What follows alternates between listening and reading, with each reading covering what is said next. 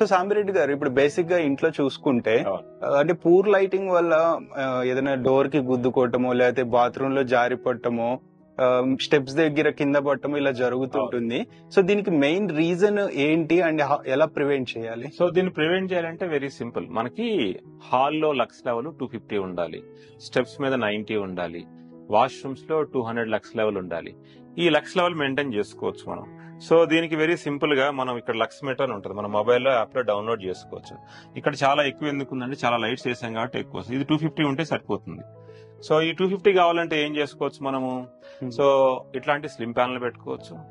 So లేదు ఇటువంటి cab lights పెట్టుకోవచ్చు. లేదు మనకి ఫాల్ సీలింగ్ లేదనుకున్నారనుకోండి, అటువంటిప్పుడు ఇటు సర్ఫేస్ మౌంట్ లైట్ పెట్టుకోవచ్చు. లేదు ఇటువంటి సర్ఫేస్ మౌంట్ లైట్స్ పెట్టుకోవచ్చు.